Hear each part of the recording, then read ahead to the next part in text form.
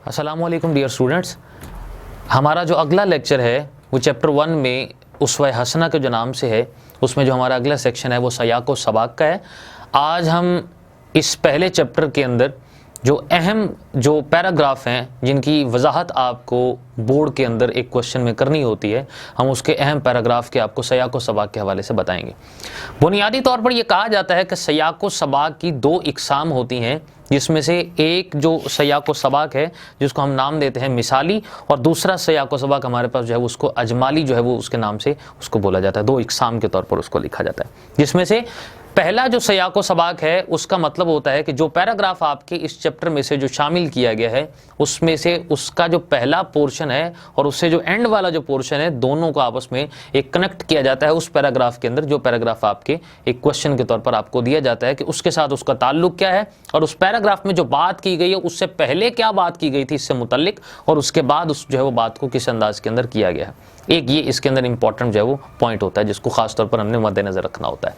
और इसके साथ साथ हमने खत कशीदा जो अल्फाज होते हैं जिनको अंडरलाइन किया जाता है आपके इस पैराग्राफ के अंदर, उसमें से जो मुश्किल अल्फाज होते हैं उनके मानी आपसे पूछे जाते हैं कि उनके मानी आपने आसान जो है वो अल्फाज के अंदर उनको लिखना होता है। और थर्ड जो होता है कि जो पैराग्राफ जो स्टेटमेंट आपके पास जो है वो दी गई होती है वो 3 लाइन्स की भी हो सकती है, वो 4 लाइनों की भी हो सकती है और 5 लाइनों की भी हो सकती है। उसके अंदर आपको उसको आसान अल्फाज के अंदर उसकी आप वजाहत करते हैं और उसी नुक्ता नज़र को एक दोबारा से आसान जुबान में बयान करने की कोशिश करते हैं। सो आज के हम इस पैराग्राफ के अंदर खासतौर पर चैप्टर के अंदर उसवा हसना के नाम से इसमें जो 3 अहम जो पैराग्राफ हैं मेरी नज़र के मुताबिक या बोर्ड के अकॉर्डिंगली, उसमें हम उसको जो है वो उसकी सलीस उसकी करेंगे, आसान जुबान के अंदर उसकी वजाहत करेंगे और साथ में ये बताएंगे कि सयाक व सबाक को भी हमने उस हवाले से कैसे उसमें से लिखना होता है। जिसमें से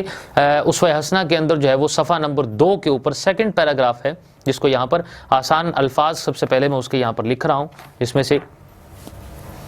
मुश्किल अल्फाज के जो मानी हैं उसको पहले लिखने, और लिखने से पहले ये जो सेकंड पैराग्राफ है आपका वो यहाँ से शुरू हो रहा है कि अज़्मो इस्तक़लाल,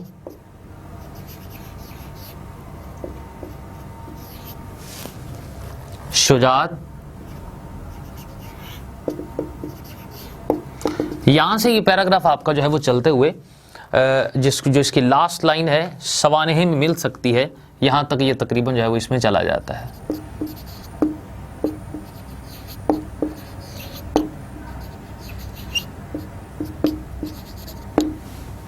जिसमें से मुश्किल अल्फाज के मानी हमारे पास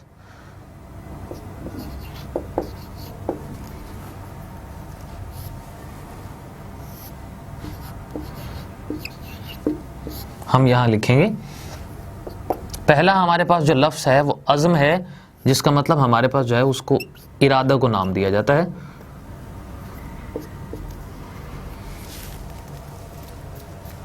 और उसके बाद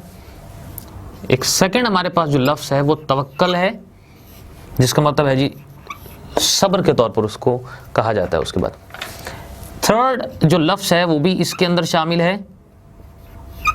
जिसको नाम दिया गया कनात का। कनात में भी इसका एक सेम ही मतलब है जिसमें सब्र और शुक्र करना होता है। बाद लोग इसको कहते हैं कि खामोश हो जाना। एक लफ्ज़ आपके लिए यहां पर एसार का भी इस्तेमाल किया गया है, जिसका मतलब कुर्बानी के है जी।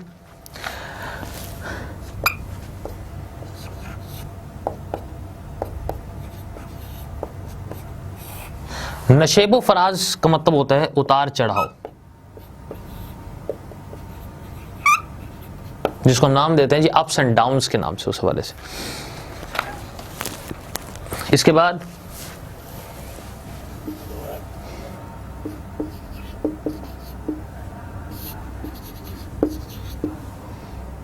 एक लफ्ज़ हमारे पास है जी बुलंद व पस्त,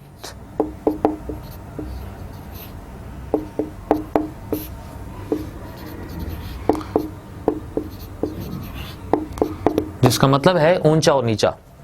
अप्स एंड डाउन्स के अंदर उसको नाम एक दिया जाता है। सो सवानेह का मतलब एक लफ्ज़ हमारे पास है जी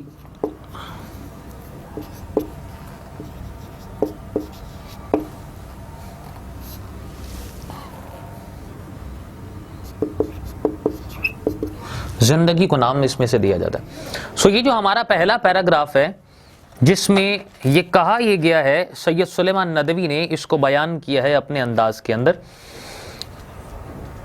कि इंसान अज़्म इस्तक़लाल, शुजात, सब्र, शुक्र, तवक्कुल, रज़ा तकदीर, मुसीबतों की बर्दाश्त, कुर्बानी, कनात, इसार, जूद, खाकसारी, मस्कनत, नशेब व फराज, बुलंदोपस, तमाम इखलाकी पहलुओं के लिए मुख्तलिफ इंसानों को मुख्तलिफ हालतों में या हर इंसान को मुख्तलिफ सूरतों में पेश आते हैं। कि इंसान जितने भी ये मामलात हमारे पास अनासिर हैं, जिसमें बाज़ औक़ात उसे सब्र करना पड़ता है, बाज़ औक़ात उसे मुसीबतों को बर्दाश्त करना पड़ता है, बाज़ औक़ात उसे जो है वो कनात से काम लेना पड़ता है, जिसका मतलब भी जो है वो सब्र है। इंसान की ज़िंदगी के अंदर कहा यह गया है कि हमेशा अप्स एंड डाउन जो है वो आते रहते हैं। इंसान कभी भी किसी भी सूरत हाल के अंदर एक हालत में नहीं रहता। यहाँ पर बहुत सारे ऐसे ज़िंदगी में वाक़यात रुनमा हुए हैं जिसमें फ़कीर जो है वो बादशाह बन जाता है और बादशाह जो है वो फ़कीरी की सूरत के अंदर आ जाता है। सो खुदा ताला के इस बनाए गए निज़ाम में बहुत ज़्यादा जो है वो तब्दीली पाई जाती है। सो इस तब्दीली को यहाँ पर यह बयान किया गया है कि हर एक तब्दीली की जो मिसाल है वो हमें हजूर नबी करीम अलैहिस्सलातु वस्सलाम से इसमें से जो है वो सामने मिलती है और नज़र आती है उस हवाले से। और अगर आसान ज़ुबान के अंदर अगर हम इसकी सीरीज़ को 3 से 4 लाइनों के अंदर अगर हम इसको बयान करें, सो इसमें से ये कहा गया है कि इंसान को हर सूरत के अंदर ज़िंदगी में अपने अंदर पैदा होने वाली, अपने इर्द गिर्द होने वाली जो तब्दीली है, उसके अंदर हजूर नबी करीम अलैहिस्सलातु वस्सलाम की ज़िंदगी से एक रहनुमाई को हासिल करना चाहिए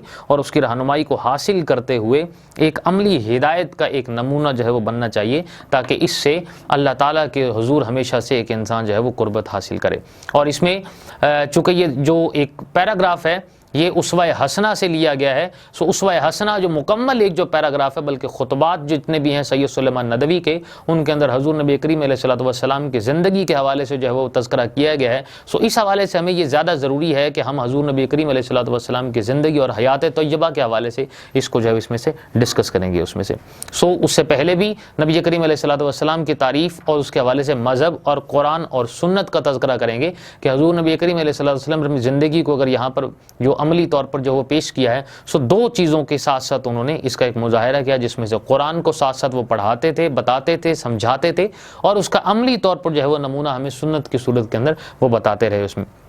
जिसमें बाद में ये भी कहा गया कि अगर कोई भी शख्स जिसमें कोई भी शुबा अगर अख्तियार करता है, तो उसमें हजूर नबी करीम अलैहिस्सलाम की जो है वो तारीफ़ है उसको सामने रखते हुए और उसका एक अमली नमूनों को सामने रखते हुए अपनी ज़िंदगी को उसे गुजारना चाहिए उसमें।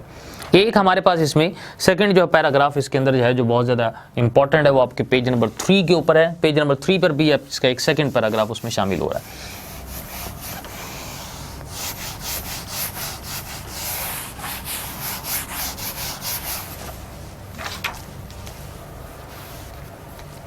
थर्ड पैराग्राफ हमारे पास पेज नंबर 3 के ऊपर जो है सेकंड इसका जो सयाको सबाक का जो हमारे पास पैराग्राफ है वो हमारे पास शुरू हो रहा है जी, मोहम्मद रसूलुल्लाह सल्लल्लाहु अलैहि वसल्लम का वजूद मुबारक। ये यहाँ से शुरू हो रहा है और हमारे पास ये पैराग्राफ जो है वो एंड हो रहा है और उग रहे थे।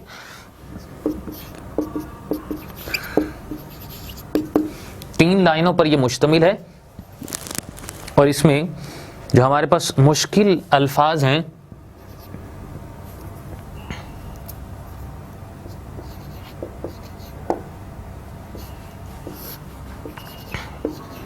वो मैं यहां लिख रहा हूं।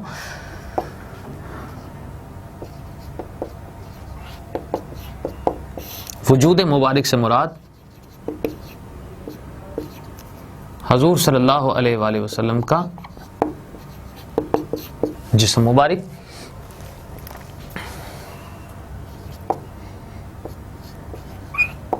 आफताब का मतलब होता है सूरज,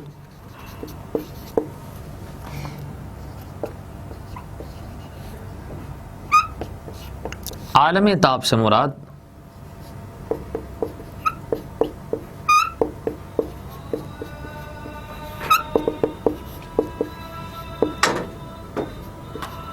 पूरी दुनिया को रोशन करने वाला। चौथा हमारे पास मानी है जी इस्तेदाद, जिसका मतलब है अहलियत या काबिलियत। पांचवा जो हमारे पास एक यहां पर जो लफ्ज़ है इस पैराग्राफ के अंदर जो है वो दिया गया है वो है जी अब्र बहारा। अब्र बहारा का मतलब है बरसता हुआ बादल।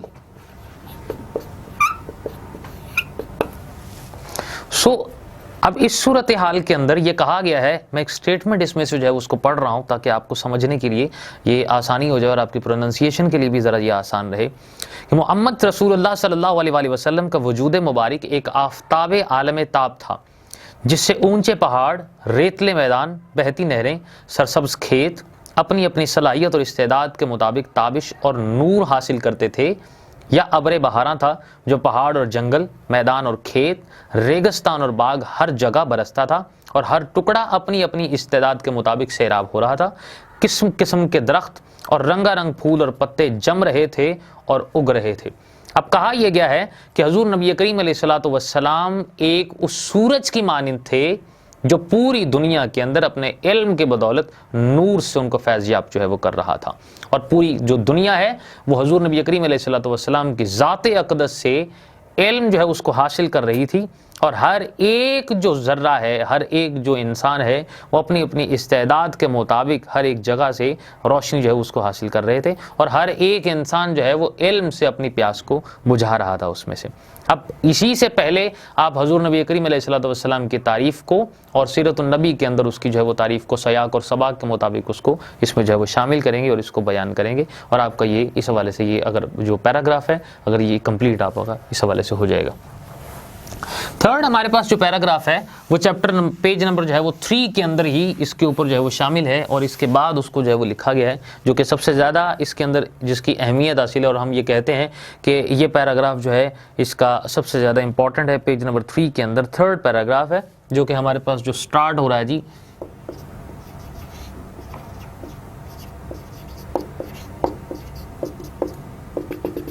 बादशाह हो या गदा, जहाँ से ये स्टार्ट तो इब्तदा है इसकी, और इब्तदा होने के बाद पैराग्राफ इनके एंड हो रहा है कि पेशे नज़र न थी।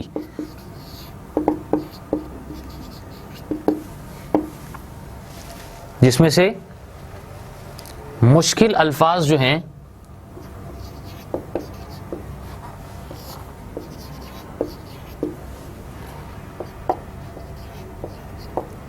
आबिद हम कहते हैं इबादत करने वाला, जाहिद भी हम उसी को नाम देते हैं जिसका नाम होता है जी परहेजगार।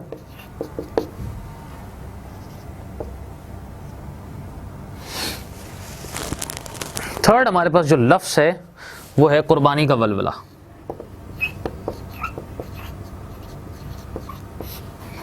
जिसका मतलब होता है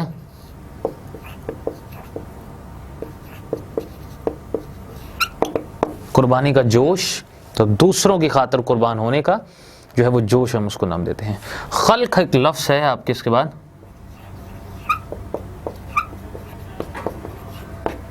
खल्क की हिदायत मतलब दुनिया की हिदायत।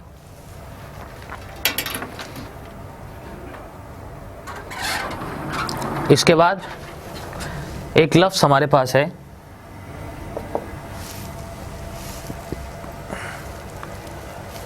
इख्तलाफ। इख्तलाफ का मतलब होता है मुख्तलिफ होना।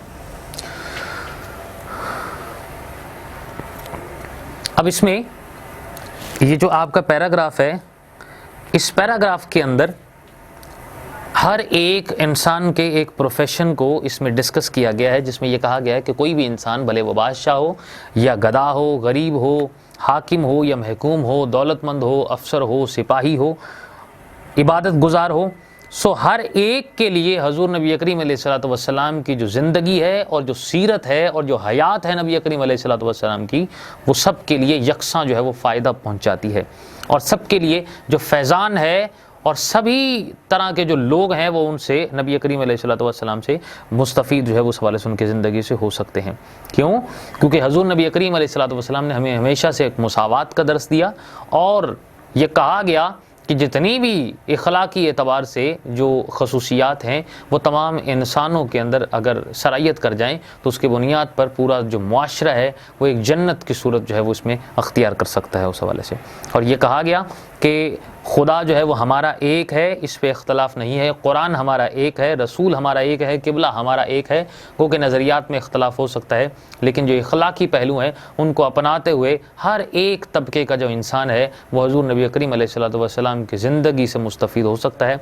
और उनसे रोशनी को हासिल कर सकता है और ख़ुद को एक अच्छा इंसान इस दुनिया के अंदर बनाते हुए अल्लाह की कुर्बत को हासिल कर सकता है उसमें से। ये हमारा तीसरा पैराग्राफ था जिसकी ये स्लीस है, जिसको आसान ज़ुबान के अंदर आप अपने अंदाज में उसको लिख सकते हैं आपके अंदर। सो आज का हमारा ये लेक्चर जो सयाको सबाक का है ये कंप्लीट होता है। इंशाल्लाह अगले लेक्चर में आपकी खिदमत में हाजिर होंगे एक नए अंदाज के साथ और एक नए जज्बे के साथ। शुक्रिया।